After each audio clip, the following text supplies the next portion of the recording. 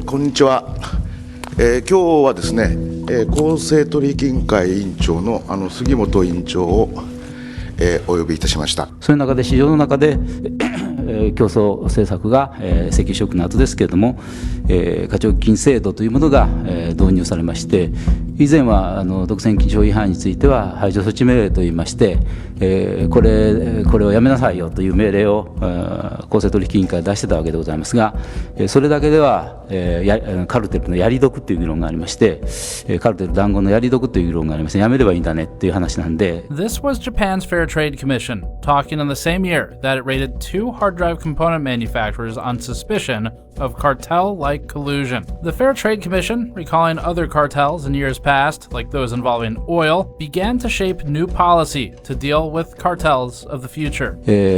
その内部告発というか、仲間を通報するやり方ですから、これはその和をもって尊しとなすような、みんな仲良くやってる日本の制度に反する話じゃないかと、諸外国でこういう課徴金減免制度、一種の司法取引的な考え方だと思いますが、こういう考え方を入れることに対しては、日本の風土に合わないじゃないかと。 Not long after this press briefing that focused on other cartels, the JFTC would find itself raiding component suppliers in the hard drive industry. The strong yen is one reason why TDK has announced plans to lay off 11,000 people. That's around 12% of its workforce. The Japanese electronic component maker also blamed the floods in Thailand.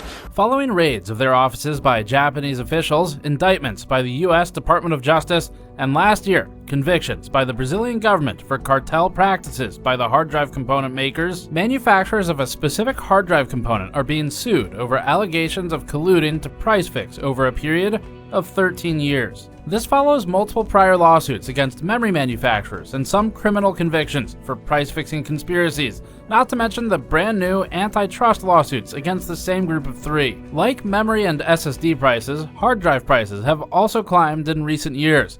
But this class action filing suggests at least one part of the hard drive was increasing at an artificial rate. The U.S. District Court for the Northern District of California has certified an end-user class in a class action antitrust lawsuit filed against the manufacturers of suspension assemblies, a critical hard drive component. The lawsuit alleges that the suspension assembly manufacturers, who control a collective 97% of their market, according to the filings, conspired to fix prices between January 2003 and December 2016.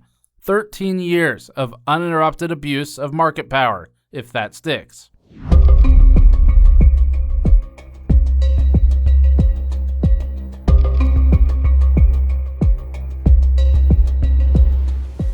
According to the unredacted court documents, the suspension assembly suppliers at one point agreed to pursue a 40-40-20 market share split between the 3 of them, frequently exchanged pricing information, strategized long-term goals together, cooperated with one another to expand each other's customer bases, formed factions within the cartel to drive out smaller competition, and effectively agreed to not compete with each other in order to maintain stable prices. A lot of this feels familiar to what we've seen in the memory business, most of which is documented in our DRAM Cartel documentary.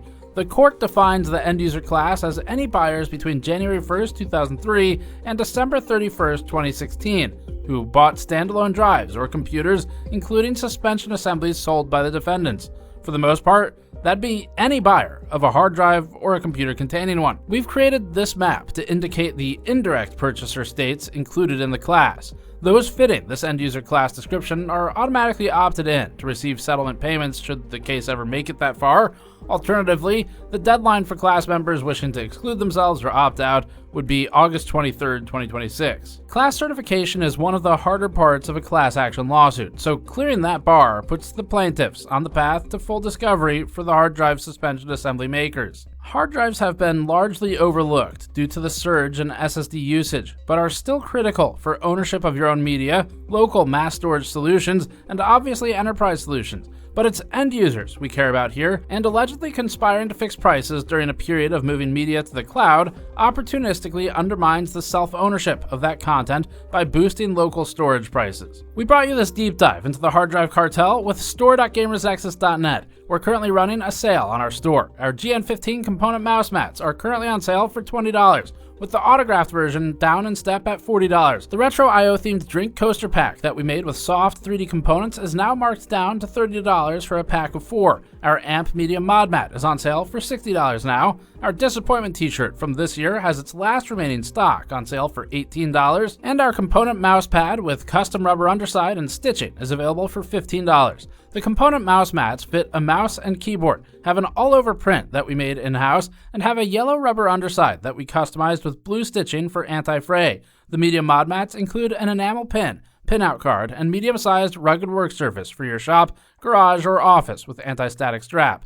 The Retro IO coasters are one of my favorites, featuring a floppy drive coaster with a floppy in the slot, controller coaster with retro colorway, Model M inspired numpad coaster, and the GN logo. These are easily washable in the sink, are a soft material, and are great for catching condensation while adding some flair to your setup.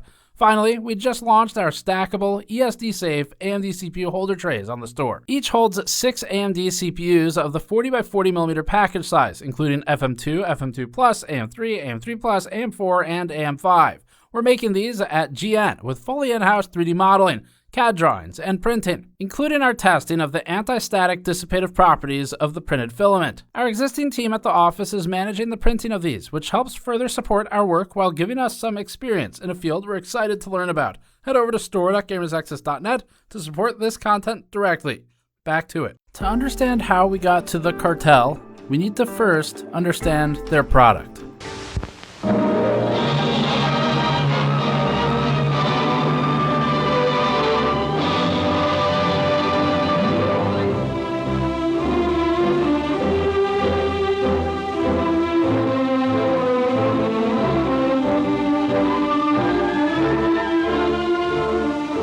Presenting RAMAC, Random Access Method of Accounting and Control. Another business service of tomorrow made possible today by IBM. Companies have long dreamed of an accounting system capable in a single operation of recording transactions as they occur. RAMAC is that dream come true. RAMAC requires a miracle memory. The 305 has it. 5 million characters magnetically recorded on 50 disks, revolving 1,200 times a minute. These 50 disks will hold as much information as 32 cartons containing 64,000 IBM cards. The magnetic process drum, revolving 6,000 times per minute, has recording tracks for stored program instructions, data storage, arithmetic functions, and inquiry data. The address register pinpoints the location of information in disk storage. Each block of 100 characters has an address.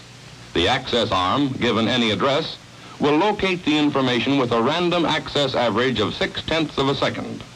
Data can be read or written from a stored program instruction or from a manual inquiry station. Although it was named the RAM-AC, the IBM RAM-AC 305 was actually the first product containing hard disk drives, or HDDs, which of course predate today's solid-state drives. These predate even today's hard drives by about 50 years.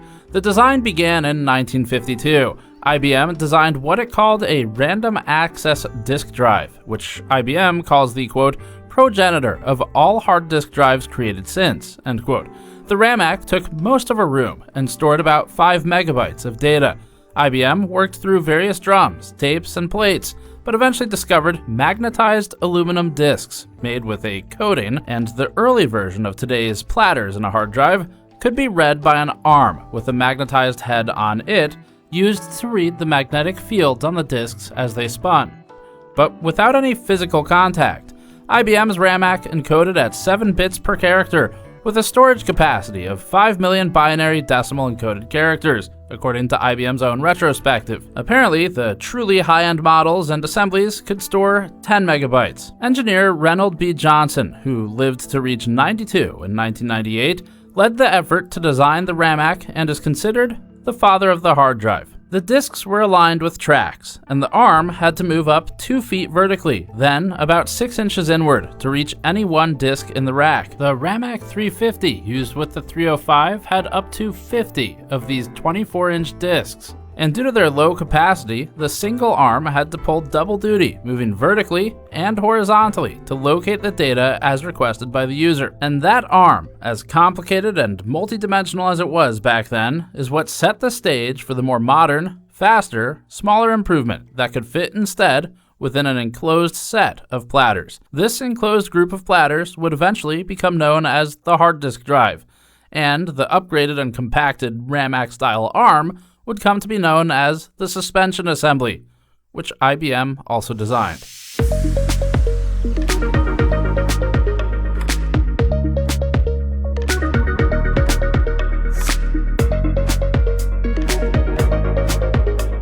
To read and write data, hard drives use a head, bearing some similarities to a record player. They have a magnetic recording head attached to an arm and an actuator that reads data from the spinning metal platters underneath the head. Some of the original drive systems and computers, like the IBM 1620, had big enough metal platters spinning fast enough that tales of their time include the machines walking across the floor given the right resonant frequencies. This is a modern suspension assembly. Hutchison and Magnacomp, both accused of price fixing of these parts, explain the suspension assembly mechanism like this. Quote, suspension assemblies hold the read-write head, allowing it to fly just above the surface of the spinning disk. The typical clearance between the head and the disk, called flying height, is about 8 nanometers. Suspension assemblies also provide the electrical interconnection from the read-write head to the drive's electronic circuitry.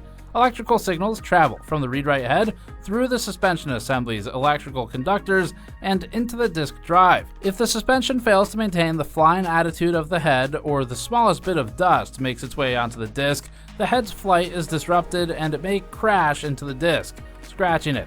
Depending on how the drive is being used, the data may be lost or may require it to be recovered through a time-consuming process." End quote. It's not the subject for today, but data recovery for hard drives can involve recovering the magnetic residue on the disk. But when you combine a specialized part, the manufacturing of it, with the rise of a competing industry of solid-state drives, you end up facing consolidation.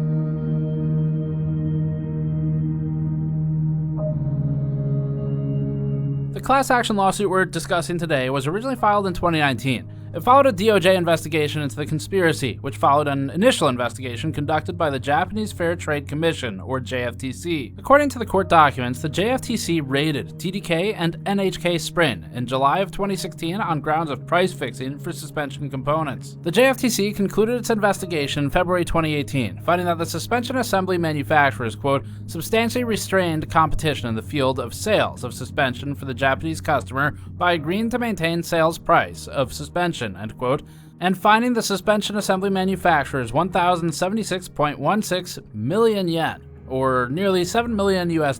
Then, in July 2019, as part of the DOJ's investigation, suspension assembly manufacturer NHK Sprint pleaded guilty and agreed to pay $28.5 million as a fine for its role in the global price-fixing conspiracy. The DOJ claims that NHK and its co-conspirators agreed to refrain from price competition and exchanged pricing information between May 2008 and April 2016. Quote, pursuant to their agreements not to compete, NHK Sprint and its co-conspirators exchanged pricing information, including anticipated pricing quotes, which they used to inform their negotiations with U.S. and foreign customers that purchased suspension assemblies and produced hard disk drives for sale in or delivery to the U.S. and elsewhere, end quote. The DOJ Assistant Attorney General of the Antitrust Division at the time commented, quote, while these parts are physically small, they're critical to the operation and performance of electronic devices, and their impact on American consumers and businesses is direct and substantial, end quote. A little less than a year later, the DOJ also indicted 2 former sales executives at NHK Sprint for their roles in the cartel,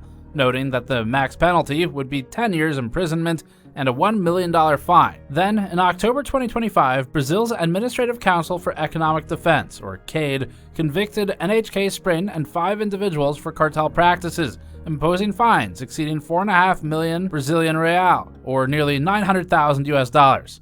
If Brazil is convicting you for being a cartel, you have a real cartel problem. Now, the players.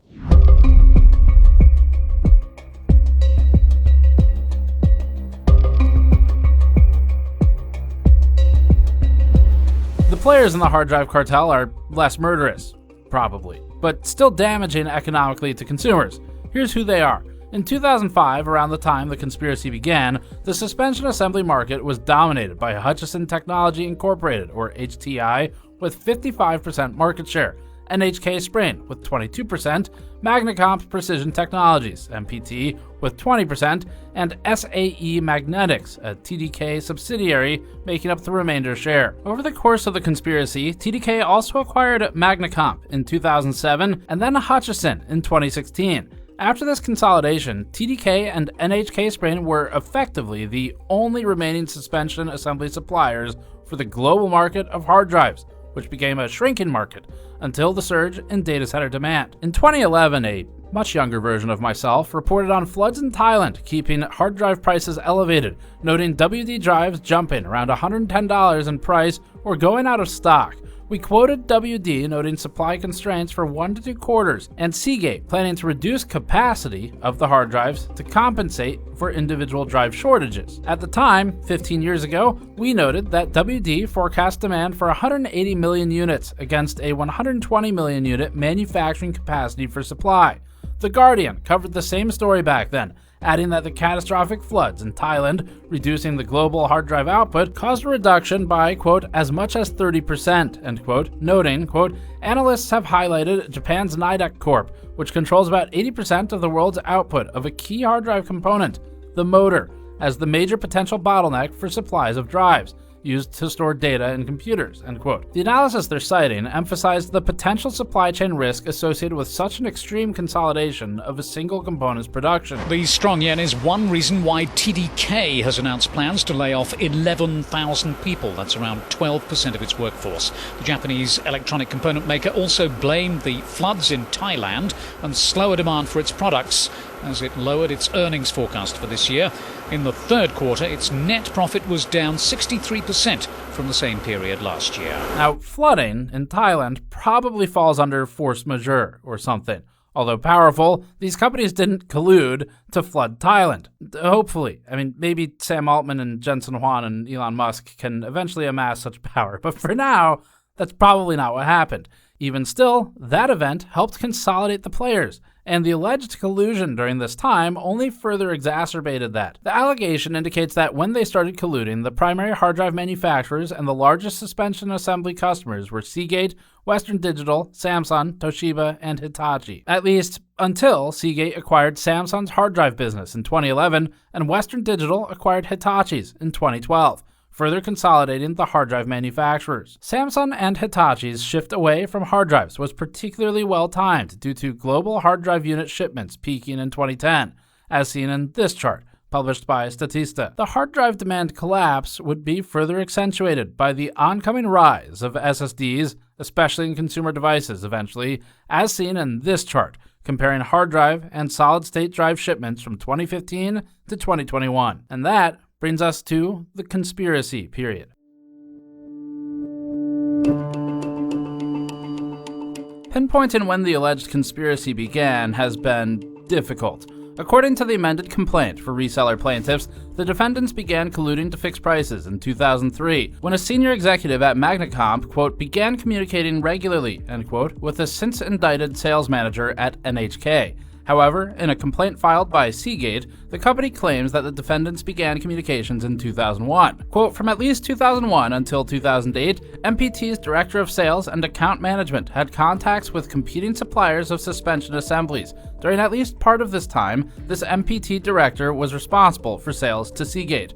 These exchanges included discussions of competitively sensitive information including prices, capacities, and plans for customer programs, end quote. Supposedly, competing suspension assembly suppliers MPT, NHK, and HTI began talking sometime in the early 2000s. These communications would soon spread to more employees between MPT and NHK, with discussions expanding to, quote, pricing information, bids, shipment, capacity, market, and customer allocation, end quote. Similar to the price-fixing cartel collusion described in the DRAM antitrust litigation, which we detailed extensively in our DRAM Cartel piece on the GN channel, the conspiracy required several management layers of simultaneous communication to keep the hard drive cartel running and keep everyone in line. The first layer was between account executives in charge of sales to any given manufacturer. For instance, the NHK account executive in charge of sales to Western Digital would regularly communicate with his counterparts at MPT and HTI. Seagate's amended complaint notes, quote, "From at least 2005 until 2008, MPT's Senior Director of Sales and Account Management, responsible for sales to WD, communicated with the NHK VP of Sales at least quarterly about topics including suspension assembly customers, shipment volumes, and prices. The MPT Senior Director had a good relationship with the NHK VP of Sales because they worked together previously and had known each other for many years," end quote. MPT staff are said to have passed information to supervisors who direct their account executives on how to proceed. One leaked email from Ken Martini of Magnacomp in 2006 reveals the senior executive reporting detailed pricing information and the customer strategy of its competitor, NHK, to his superior. The class action complaint also argues that the hard drive suspension assembly market has characteristics making it more susceptible to collusion, citing high barriers to entry, a highly concentrated market, a high concentration of purchasers, commodity products and inelastic demand, quote, market maturity and declining demand, and close business relationships, end quote, between the defendants. All of this sounds pretty familiar, actually, to a couple of markets. But as greed often does to an organization, the cartel eventually went through a shake-up.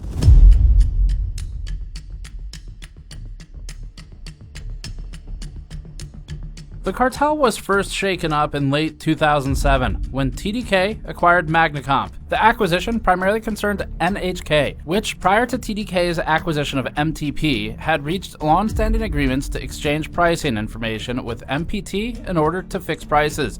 NHK was worried that MPT's new ownership would effectively terminate any prior agreements between the two to collude. Fortunately for NHK, as noted in court documents, it seemed the conspiracy was pretty profitable. Quote, "Following TDK's acquisition of MPT in 2007, senior executives and sales managers from TDK and NHK met in Yokohama, Japan to discuss TDK's future plans for MPT and the suspension assembly business. TDK assured NHK that the acquisition would not affect TDK and NHK's positive relationship," end quote. In an unredacted excerpt from the deposition of Takehiro Kamigama, TDK's president during the conspiracy period, he details the market share allocation agreement reached between the suspension assembly manufacturers.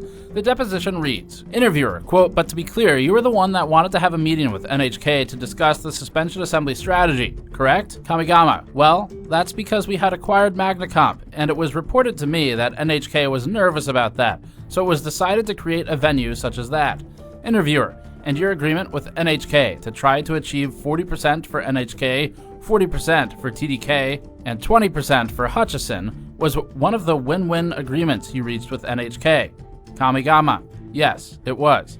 Interviewer, "And so it's no surprise that employees in your organization and employees in the NHK organization would meet and exchange shipment information so they could see market shares." Kamigama, "Yes, that certainly would be the case," end quote. As part of the agreement, TDK also cooperated with NHK to expand its customer base, as described in the Kobayashi deposition, which reads, interviewer, "What about for customers for which NHK had no business? Was part of the agreement or mutual understanding that was reached that NHK would be brought in as a number two?" Kobayashi, quote, "At the discussions at that time, I think the substance was for NHK to try to become number two in Toshiba." Interviewer, "And there was a mutual understanding that TDK and NHK would work towards that goal?" Kobayashi, "There was confirmation that we would cooperate with NHK trying to enter into Toshiba's business," end quote. After reaching the agreement, TDK spread the word and the cartel was restored, as described in the court documents, stating, quote, "TDK communicated this plan to SAE Magnetics and MPT. All five companies, TDK, SAE Magnetics, MPT, NHK, and NAT,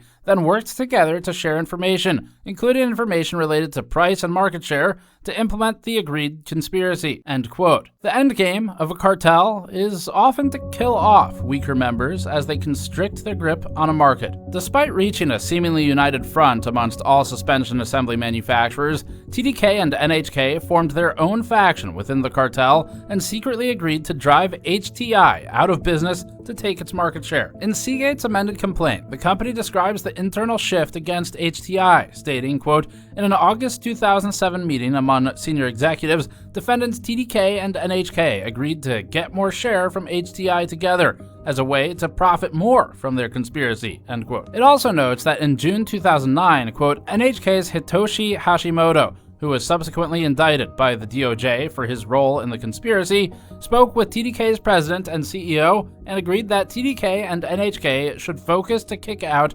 HTI ASAP," end quote. After years of attempting to push HTI out of the market, in 2014, TDK and NHK cooperatively agreed that the best solution was for TDK to simply acquire HTI instead. Amidst the acquisition process, The Street reported that the FTC initiated an extended antitrust review on TDK and HTI's merger and cited concerns that, quote, "only 2 producers of critical hard disk drive components will remain if TDK acquires Hutchinson," end quote. The FTC ultimately approved the merger, allowing TDK to complete its acquisition of HTI in October 2016. Successfully positioning TDK and NHK as the only suspension assembly suppliers remaining.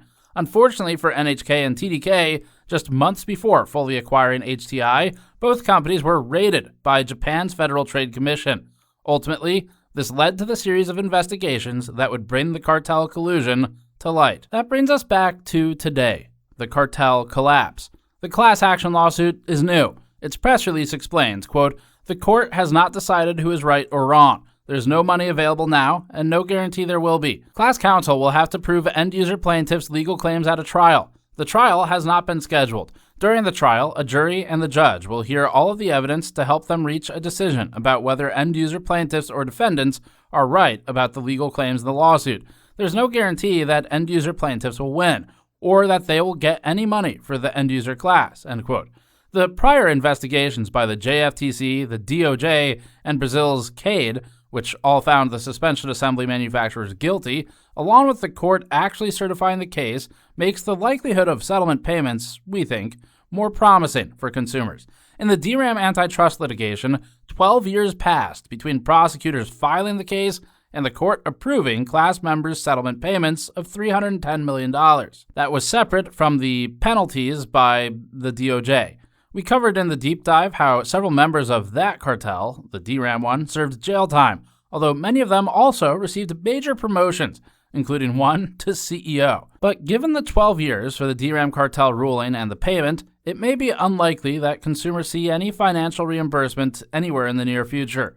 We'll follow along with this suit as it progresses. And in more recent news in the last few weeks, we've seen yet another antitrust investigation and litigation against the 3 big DRAM manufacturers again for alleged price fixing again. So we'll be covering that as well. If you like our coverage style of these long-form deep dives into the industry, we'd appreciate your support over at store.gamersnexus.net to help fund these directly. We recently put a number of items on sale, including our component all-over print mouse mats, which have a custom yellow underside and blue stitching at the border. We have an autographed version as well. Both of those are on sale right now. We also recently restocked our highly wanted GPU VRAM pint glasses with the gold halo at the rim, which seem to sell through as fast as we get them in every time. So thanks for the interest in those. They're back in stock on the store now. To go along with those, you can grab a GN Bar Runner bar mat, PCIe and RAM slots on it, chipsets, a CMOS battery, and the GN logo. Goes perfect for a drying rack for your sink or for your home bar. Or you can get the smaller version, the Retro IO Coaster Pack, which is on sale right now as well and features 4 different designs with each pack. Thanks for your support and for watching our deep dives and documentaries. We'll have more for you soon. Subscribe to catch those, and we'll see you all next time.